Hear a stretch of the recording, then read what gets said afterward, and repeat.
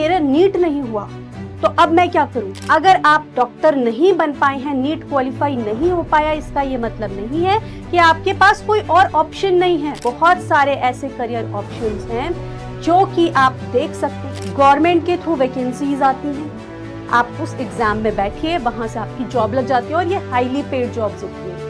These are very good jobs. काफी बच्चे होते हैं उनको पता ही नहीं है और कौन कौन से एरियाज हैं जिनमें हम जा सकते हैं। ये मेडिसिन एंड एलिड रिलेटेड है, जिसमें मेडिसिन की जानकारी, पैरामेडिकल फील्ड्स होती है biotechnology. Hello students, how are you all? कैसे हैं आप सब? आप सबका स्वागत है PW फार्मा चैनल पर।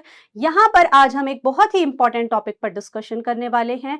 जैसा कि हर बच्चा 12th के बाद दो ही तरफ जाना चाहता है, या तो वो नीट की प्रिपरेशन करते हैं या फिर वो इंजीनियरिंग की प्रिपरेशन करते हैं, और ये एक बहुत ही बड़े एग्जामिनेशंस के अंदर आता है।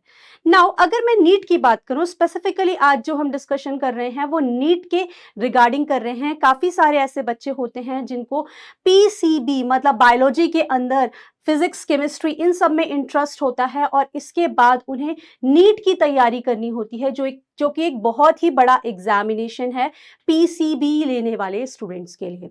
और उन सब को डॉक्टरी की तैयारी करनी होती है, डॉक्टर बनना होता है, MBBS का सपना रहता है। लेकिन कई वजहों से ये सपना पूरा नहीं हो पाता है। सो बच्चे, डीमोटिवेट होने की बिल्कुल भी जरूरत नहीं है। अगर आप डॉक्टर नहीं बन पाए हैं, नीट क्वालिफाई नहीं हो पाया, इसका ये मतलब नहीं है कि आपके पास कोई और ऑप्शन नहीं है। अब आपकी लाइफ में कुछ भी नहीं बचा है। बहुत सारे ऐसे करियर ऑप्शंस हैं जो कि आप देख सकते हैं, सोच सकते हैं और उसमें अपना करियर बना सकते हैं। तो इसलिए आज हम ये डिस्कशन करेंगे कि कौन कौन से ऐसे एरियाज हैं जिनमें आप जा सकते हैं। अगर आप बायोलॉजी ओरिएंटेड, मतलब आप लोगों को बायोलॉजी सब्जेक्ट पसंद है, तो उससे रिलेटेड कौन कौन से एरियाज ऐसे हो सकते हैं जो कि आप लोग, जिनके अंदर आप अपने करियर को, अपने आप को ग्रो कर सकते हैं, अपने करियर को बना सकते हैं। सो स्टूडेंट्स, बिना परेशान हुए आप लोगों ने ये नहीं सोचना कि मेरा नीट नहीं हुआ तो अब मैं क्या करूं। रास्ते बहुत सारे हैं। आप सिर्फ एक पॉइंट पे आकर ऐसा नहीं सोच सकते कि एक एग्जामिनेशन नहीं हुआ तो अभी लाइफ में कुछ भी नहीं है। हाँ, अगर आप लोगों को प्रिपरेशन करनी है, आप लोग ऐसा सोचते हैं कि नहीं, मैं अभी सेटिस्फाइड नहीं हूं अपनी प्रिपरेशन से, मुझे एक बार और ट्राई करना चाहिए, तो मैं ये नहीं बोलूंगी, आपको बिल्कुल ट्राई करना चाहिए बच्चे। आप ट्राई करिए, मेहनत करिए और एक बार और ट्राई कर लीजिए, एक बार और एग्जामिनेशन में बैठिए, देखिए क्या होता है। ठीक है, तो जब तक आप सेटिस्फाइड नहीं है, यू डू। बट ऐसा नहीं है कि दूसरे एरियाज नहीं है, दूसरे एरियाज भी हैं। बहुत सारे ऐसे एरियाज हैं जिनमें आप जा सकते हैं। इनके अलावा भी उनमें भी अपना करियर बना सकते हैं। ऐसा नहीं है कि MBBS ही एक लास्ट करियर है, अगर वो नहीं हुआ तो कुछ नहीं है। ठीक है, तो उसी के बारे में आज हम लोग डिस्कशन करने वाले हैं। चलिए देखते हैं, ये टॉपिक बहुत ही इंटरेस्टिंग होने वाला है। काफी स्टूडेंट्स को पता नहीं होता है और क्या क्या किया जा सकता है। ठीक है, और यहाँ पर मैं जितने भी करियर्स के डिस्कशन करूंगी, जो भी करियर ऑप्शंस होने वाले हैं, जो भी डिग्रीज आप लोग कर सकते हैं, उन सब के अंदर बायोलॉजी एक, यू कैन से, एक फाउंडेशन तरीके का सब्जेक्ट देखा जाता है, जिसके अंदर बायोलॉजी ओरिएंटेड अंडरस्टैंडिंग अगर है आपकी, या फिर आपको बायोलॉजी पढ़ना बहुत पसंद है, ये सब्जेक्ट आपको अच्छा लगता है, तभी आप नीट भी कर रहे थे। ठीक है, अगर आपको ये सब्जेक्ट पसंद है तो ये आपके करियर ऑप्शंस हो सकते हैं। चलिए देखते हैं कौन कौन से करियर ऑप्शंस यहां पर हमको देखने को मिलेंगे। सबसे पहले तो जैसा कि मैंने आप लोगों को बताया, करियर ऑप्शंस तो हम डिस्कस कर रहे हैं। यहां पर एक बार थोड़ा डाटा पर भी नजर डालते हैं। Every year over 25 lakh students NEET में अपेयर करते हैं, और अगर आप सीट्स देखें तो सीट्स इतनी नहीं है। तो इसीलिए ऐसा नहीं सोच सकते कि आप लोग मेहनत भी कर रहे हैं पर कट ऑफ कितना ज्यादा है, कंपटीशन कितना ज्यादा है, तो इसीलिए सबका नहीं हो पाता है। ठीक है, आप ट्राई करना चाहते हैं, आप ट्राई कर सकते हैं नेक्स्ट टाइम। बट अगर आप लोगों को ट्राई नहीं करना है, ऐसी कंडीशंस नहीं है कि आप लोग, यू कैन से कि आप इतना फिनेंशियली अभी घर में बैठकर उस पर इन्वेस्ट करके तैयारी आप 1 साल 2 साल 3 साल नहीं करना चाहते हैं, आपको जल्दी से कोई डिग्री करनी है, उसके बाद फिर पैसे कमाने हैं, जॉब लेनी है, एम्प्लॉयड रहना है, अपनी फैमिली के लिए बहुत सारी आपकी तरफ रिस्पॉन्सिबिलिटीज हैं, देन यू डू। ठीक है, तब आप घर में नहीं बैठ सकते, तब आपको काम करना पड़ेगा, आपको डिग्री चाहिए। ठीक है, तो उन कंडीशंस के अंदर आप लोगों को तैयार रहना पड़ेगा। आपको पता होना चाहिए कि कौन कौन से ऐसे एरियाज हैं जिनमें मैं जा सकता हूं या जा सकती हूँ। चलिए देखते हैं कौन कौन से एरियाज हैं स्टूडेंट्स। पहला आपके पास अगर आप देखो तो मेडिसिन एंड एलिड रिलेटेड है। आप लोग सब स्क्रीन पर देख पा रहे होंगे, मेडिसिन एंड एलिड रिलेटेड है, जिसमें मेडिसिन की जानकारी है। ठीक है, तो डॉक्टर्स को भी मेडिसिन की जानकारी होती है, आपको चाहिए कि हमको भी मेडिसिन की जानकारी होनी चाहिए, या उससे रिलेटेड एलिड। अगर आपको ऐसा है, आप कनेक्टिव रहना चाहते हैं इन एरिया से, तो एमबीबीएस के अलावा डेंटिस्ट्री है, आप बीडीएस कर सकते हैं। ठीक है, इसके अलावा डेंटिस्ट्री भी है, इसके अलावा फार्मेसी है, या नर्सिंग एरियाज में भी आप जा सकते हैं, ये एलिड साइंसेस के अंदर आता है और ये अच्छे करियर्स हैं। ठीक है, आपकी अगर फाउंडेशन अच्छी है, आपने अच्छा पढ़ा है और आपकी रैंक नहीं आ पाई है, ऐसा होता है बहुत बार क्योंकि कंपटीशन बहुत ज्यादा है स्टूडेंट्स। सो ये सब एरियाज हैं जिनको आप एक्सप्लोर कर सकते हैं। ठीक है, इसके अलावा पैरामेडिकल फील्ड्स होती हैं। पैरामेडिकल फील्ड्स के अंदर क्या आता है, कई बार हम फार्मेसी या नर्सिंग इन सबको भी पैरामेडिकल के अंदर डालते हैं। इनके अलावा पैरामेडिकल में आप देख सकते हैं जैसे मेडिकल इमेजिंग, थेरेपी या लैब टेक्नोलॉजी के कोर्सेज होते हैं। ठीक है, बहुत ही कम ड्यूरेशन वाले कोर्सेज हैं, या जिनको आप कर सकते हैं और बहुत ही यू कैन से यहाँ पर चांसेस होते हैं जॉब के हॉस्पिटल के अंदर। हॉस्पिटल ओरिएंटेड हो गई है थोड़ी सी, जहाँ पर आप लैब टेक्नोलॉजी या मेडिकल इमेजिंग की बात करते हैं, जहाँ पर डायग्नोस्टिक जो चीजें हैं हमको वो देखनी होती है, लैब रिपोर्ट्स देखनी है, एमआरआई देखना है, ये इन सबको समझना होता है। इस तरीके से किया जा सकता है। इसके अलावा अगर आप रिसर्च ओरिएंटेड कंपनीज में जाना चाहते हैं, क्योंकि आजकल रिसर्च का भी बहुत ज्यादा ट्रेंड है, अभी रिसर्च भी हर फील्ड में बढ़ती जा रही है। In a very similar manner medical sciences के अंदर जो रिसर्च है उसका एक सेगमेंट हो सकता है बायोटेक्नोलॉजी, जहां पर बायो के अंदर टेक्नोलॉजी को इंसर्ट किया गया है। So biotechnology is also one of the area जो कि हेल्थ केयर कंपनीज हैं वो इन स्टूडेंट्स को हायर करती हैं जो भी बायोटेक्नोलॉजी रिलेटेड कोर्सेज करते हैं। ठीक है, जैसे बीएससी इन बायोटेक्नोलॉजी है। इसके अलावा भी बायोटेक्नोलॉजी को भी डिफरेंट डिफरेंट पार्ट्स में डिवाइड कर दिया गया है। अगर देखा जाए तो इसमें भी छोटे छोटे सेगमेंट्स बना दिए गए हैं, तो उनकी भी डिस्कशन अभी हम करेंगे कि कौन कौन सी डिग्रीज और भी हो सकती हैं जो की जा सकती हैं। ठीक है, चलिए अब आगे बात करते हैं।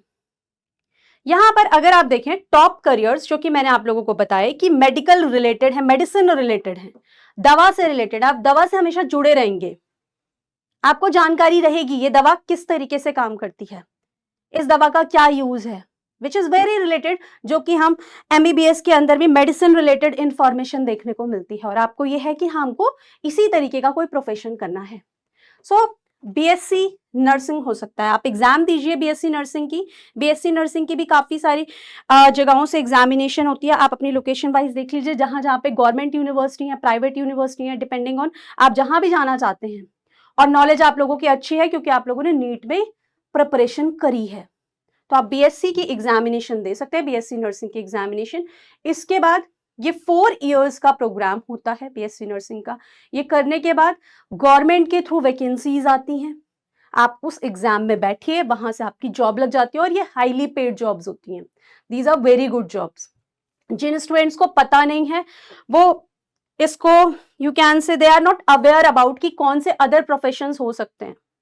ठीक है, सो BSc nursing is also one of the good option और अच्छी यू कैन से सर्विस है, अच्छी इसके अंदर पे रहती है।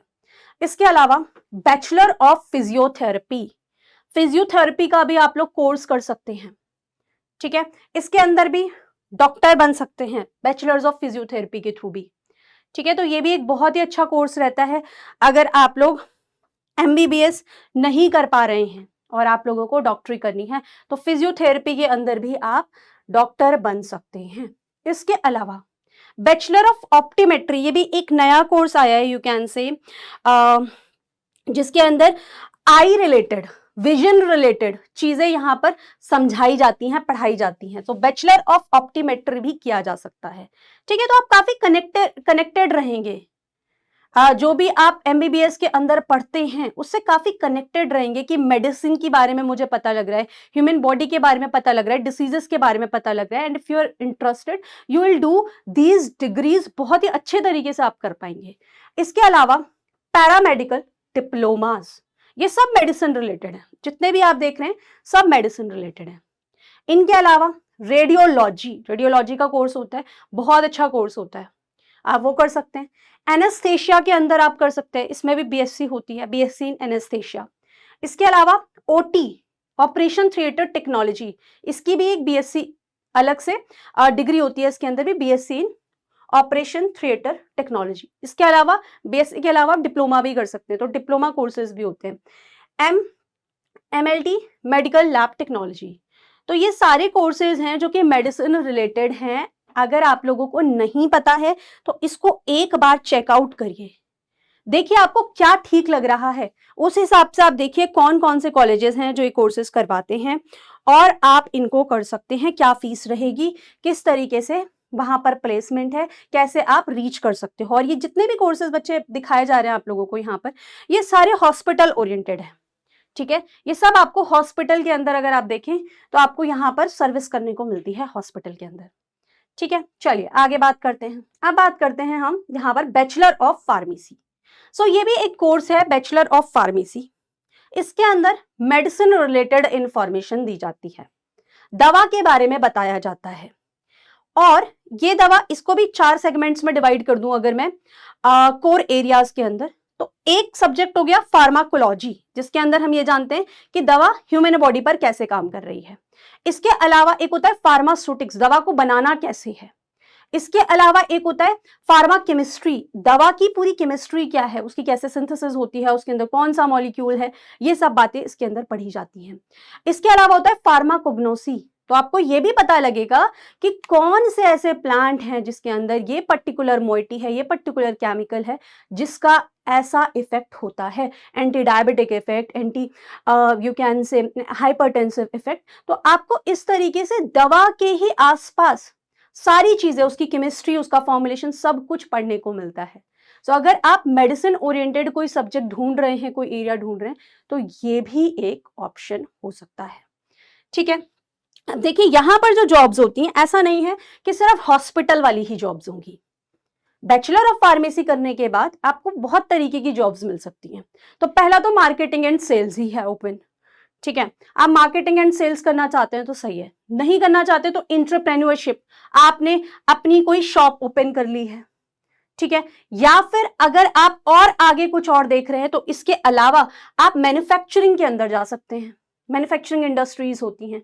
नहीं तो क्वालिटी कंट्रोल में जा सकते हैं, पेशेंट केयर में जा सकते हैं, जहां पर क्लिनिकल फार्मासिस्ट की जॉब आती है, ठीक है। तो जो भी बड़े बड़े हॉस्पिटल्स हैं वहां पर आपको देखने को मिलेगा कि एक क्लिनिकल फार्मासिस्ट की पोस्ट आती है, उसके अंदर भी आप बैचलर ऑफ फार्मेसी कर जा सकते हैं, डायरेक्ट पेशेंट केयर कर सकते हैं। तो इस तरीके से आप काफी कनेक्टेड रहते हैं सब्जेक्ट के साथ। सो बहुत ही इसके भी यू कैन से ब्रॉडर करियर प्रोस्पेक्ट्स हैं इस पर्टिकुलर कोर्स के। सो स्टूडेंट्स, ये सब कुछ ऐसे ऑप्शंस हैं जिन लोगों को भी नहीं पता होता, काफी बच्चे होते हैं उनको पता ही नहीं है और कौन कौन से एरियाज हैं जिनमें हम जा सकते हैं। तो please see the things, reach out करो इनको, यहाँ पे इनको सर्च करके देखो कौन कौन से कॉलेजेस हैं जहां से आप इन्हें कर सकते हो, कौन से बेस्ट रहेंगे, ठीक है। चलिए अब आगे बात करते हैं। अब मैंने आपको बताया था एक ऐसा एरिया हो सकता है जो मेडिसिन रिलेटेड है, ठीक है। इसके अलावा कुछ पैरामेडिकल कोर्सेज भी होते हैं। इसके अलावा स्टूडेंट्स ऐसा भी होता है कि कई बच्चे होते हैं, मेरे को रिसर्च की तरफ जाना है, मुझे रिसर्च ओरिएंटेड एरिया देखना है, हेल्थ केयर कंपनीज में मुझे वर्क करना है जहां पे रिसर्च होती हो। मतलब हमारा माइंड कैसा है, क्रिटिकल थिंकिंग वाला है, हमको कोई भी चीज पर सोचकर एंड देन कुछ न्यू इवैल्यूएट करना, कुछ न्यू बनाना, इसमें हमारा यू कैन से ध्यान ज्यादा लगता है और हमारा जो नेचर ऑफ वर्क है ये हमको पसंद आता है इस तरीके से काम करना। तो आप बायोटेक्नोलॉजी रिलेटेड रिसर्च की तरफ भी जा सकते हैं, ये भी मेडिसिन रिलेटेड हो गया। इसके अंदर भी हम टेक्नोलॉजी को इंसर्ट कर रहे हैं फॉर मेकिंग दी मेडिसिन, यहां पर भी दवाएं बनाई जा रही हैं। तो आप लोगों ने सुना भी होगा कोविड के अंदर कितनी सारी मेडिसिन आ रही थी, उन सब में बायोटेक्नोलॉजी का रोल है, ठीक है। ये सब बायोटेक्नोलॉजी पर ही वर्क कर रहा है। कोई भी बायोकेमिकल हम न्यू बना रहे हैं या कोई भी न्यू ड्रग आ रही है, इन सब में बायोटेक्नोलॉजी का इस्तेमाल किया जाता है। सो हेल्थ केयर कंपनीज के अंदर ये जो बायोटेक्नोलॉजी सेगमेंट है बहुत बड़ा सेगमेंट होता है। आप चाहते हैं तो बीएससी इन बायोटेक्नोलॉजी कर सकते हैं, ठीक है, और ये आपको मोस्ट ऑफ द यूनिवर्सिटी के अंदर इस तरीके का कोर्स मिल जाता है on the basis of your percentage. और अगर उनका कोई अपना एग्जाम है तो वो आप चेक कर सकते हैं इंडिविजुअली, बाय दी इंडिविजुअली जो यूनिवर्सिटीज हैं उनको एक एक करके सर्च कर सकते हैं, and then you get to know कि हाँ क्या प्रोसीजर है। So this is also one of the good option, BSc या फिर एमएससी इन बायोटेक्नोलॉजी। इसके अलावा अभी माइक्रोबायोलॉजी के नाम से भी आपको एक मिलेगा, बीएससी इन माइक्रोबायोलॉजी, जिसके अंदर हम माइक्रोब्स के बारे में पढ़ते हैं, ओनली माइक्रोब्स के बारे में। माइक्रोब्स कौन से डिसीज कर रहा है, इवन माइक्रोब से दवाएं भी बनाई जाती हैं, तो हम वो भी पढ़ते हैं यहाँ पर। माइक्रोबायोलॉजी, डिसीज इराडिकेशन कैसे की जाएगी, क्या पैथोजेनेसिस है, कौन सा माइक्रोब रिस्पॉन्सिबल है डिसीज कॉज करने के लिए, या फिर कोई माइक्रो ऑर्गेनिज्म का हम एक पर्टिकुलर प्रोडक्ट यूज कर रहे हैं, उसी से एक प्रोडक्ट बना रहे हैं, या उस माइक्रो ऑर्गेनिज्म का इस्तेमाल किया जा रहा है कोई बायोटेक्नोलॉजी प्रोडक्ट बनाने के लिए। तो ये सब चीजें भी हम माइक्रोबायोलॉजी के अंदर पढ़ते हैं। तो काफी इंटरेस्टिंग सब्जेक्ट्स हैं स्टूडेंट्स, ये सारे बहुत ही इंटरेस्टिंग सब्जेक्ट्स हैं। चलिए, इसके अलावा जेनेटिक्स, तो बीएससी इन जेनेटिक्स भी की जा सकती है। ठीक है, अभी जेनेटिक्स के अंदर हम जीन्स के बारे में पढ़ते हैं, जीन थेरेपी क्या है। अभी जीन थेरेपी तो बहुत ही अच्छा कॉन्सेप्ट है, it's a very very good concept. वो सारी चीजें जेनेटिक्स के अंदर पढ़ी जाती हैं। जितनी भी डिसीजेज आ रही हैं ऐसी जिनको यू कैन से अभी ठीक करना मुश्किल है, उनके लिए जीन थेरेपी एक बहुत ही अच्छा ऑप्शन आया है। कैंसर के लिए जीन थेरेपी है, ठीक है। तो जेनेटिक्स के अंदर वो सारी चीजें पढ़ी जाती है कि कैसे जेनेटिक डिसऑर्डर्स होते हैं, उनमें हम कैसे ठीक करेंगे उनको। तो अगर आप इनको समझते हैं, इन एरियाज को, आपको काफी इंटरेस्टिंग सब्जेक्ट्स लगेंगे। इनके अलावा वायरोलॉजी, जिसमें हम वायरसेस के बारे में पढ़ते हैं, और इनके अलावा और भी बहुत सारे एरियाज हो सकते हैं। हम सारे एरियाज यहाँ पे कवर नहीं कर पाएंगे स्टूडेंट्स, पर मेरा आपको इस सेशन के अंदर बताने का ये मतलब था कि नीट अगर नहीं हुआ है, इसका ये मतलब नहीं है कि आपके आसपास और कोई ऑप्शन ही नहीं बचा है।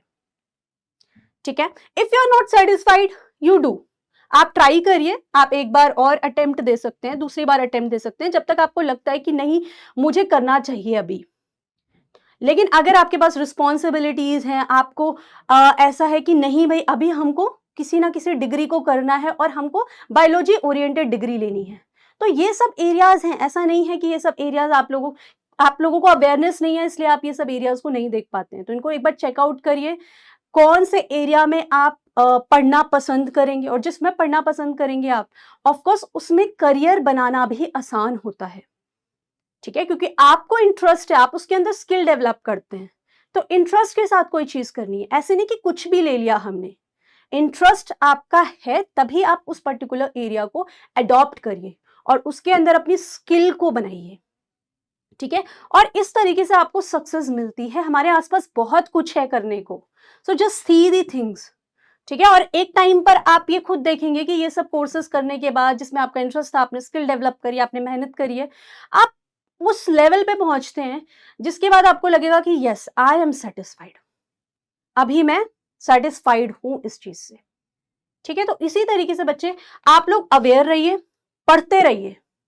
ठीक है, पढ़ते रहिए, समझते रहिए, रिसर्च करते रहिए और अपनी स्किल को डेवलप करते रहिए। यही सबसे ज्यादा इंपॉर्टेंट होता है जब भी आप कोई करियर पाथवे चुनते हैं। अगर आप ये करते हैं, आप सक्सीड होंगे ही होंगे, कोई आपको नहीं रोक सकता। With this students I will say thank you so much everyone. I hope आप लोगों को इस सेशन से, ये जो हम लोगों ने यहाँ पर एक सेशन करा रिगार्डिंग दिस कि क्या करियर पाथवेज हो सकते हैं, आपको हेल्प मिली होगी। इस तरीके के कुछ और टॉपिक्स हम लेकर आते रहेंगे। So thank you so much everyone, bye bye.